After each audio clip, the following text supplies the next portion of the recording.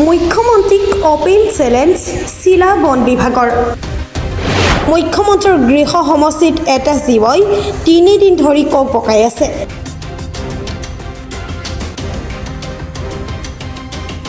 বন বিভাগে খবৰটো জানে কিন্তু গুৰুত্ব দিব লাগে বুলি নাভাবে।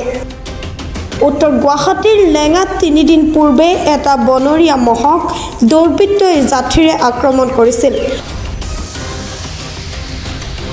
বৰ্তমানেও মহটো পানীত যাঠীডাল শৰীৰত লৈ কক পকাই আছে। মুখ্যমন্ত্ৰীৰ সমষ্টিৰ বন বিভাগে মহটোক উদ্ধাৰৰ কোনো ব্যৱস্থা গ্ৰহণ কৰা পৰিলক্ষিত হোৱা নাই। স্থানীয় ৰাইজে বিষয়টোৰ তদন্ত বিচাৰি মুখ্যমন্ত্ৰীৰ হস্তক্ষেপ দাবী জনাইছে। লগতে বন বিভাগক সমালোচনাৰে থকা সৰকা কৰিছে সচেতন মহলে। দুৰ্ভাগ্যজনক আৰু আজি নিজকে জীৱশ্ৰেষ্ঠ মানৱ বুলি ক'বলৈ মোৰ নিজৰো লাজ লাগিছে। কোনোবা এজন জীৱশ্ৰেষ্ঠ মানৱৰে এই অমানৱীয় কাৰ্যৰ ফলত আজি মহটো এনেকৈ চটপটাই আছে। 3 দিন ধৰি মৃত্যু যন্ত্ৰণাত কক বকাই আছে। তাৰপিছতো কিন্তু এতিয়াও বন বিভাগে এই মহটোক উদ্ধাৰ কৰি চিকিৎসা কৰাৰ একো ব্যৱস্থা কৰিব পৰা নাই। যোৱাকালি বন বিভাগৰ লোক আহিছিল যদিও তেওঁলোকে জনাইছে কেৱল যে আমি নিজে এতিয়া কৰিব নোৱাৰোঁ একো, আমি ওপৰ মহলক জনাব লাগিব। কিন্তু সেই ওপৰ মহল আজি 3 দিন ধৰি এতিয়ালৈকে এই ওপৰ মহল আহি পোৱা নাই। তিলকে মৃত্যু যন্ত্ৰণাত চটপটাই আছে।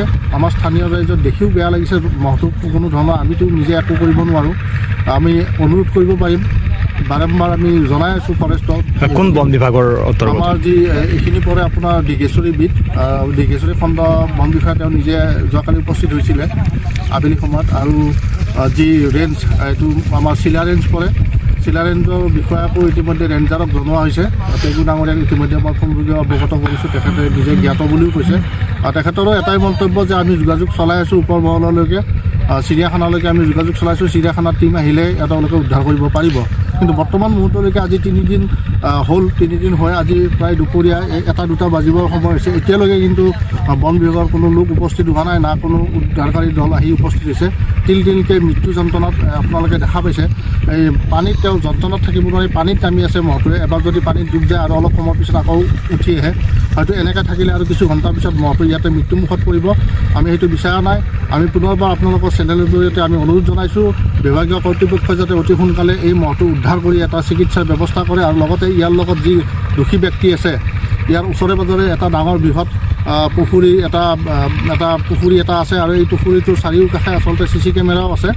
যদি বন বিভাগে ইচ্ছা কৰে তেওঁলোকে CC কেমেৰা ফুটেজো তেওঁলোকে সংগ্ৰহ কৰিব পাৰে, যাতে দোষী উচিত শাস্তি পায়। এই ধৰণৰ অবোধ জীৱক যি ধৰণে নৃশংসভাৱে আক্ৰমণ কৰিছে তেওঁকো যাতে কঠোৰ আইনী প্ৰক্ৰিয়াৰ মাজেৰে শাস্তি প্ৰদান কৰা হয়, সেয়াই আমাৰ দাবী।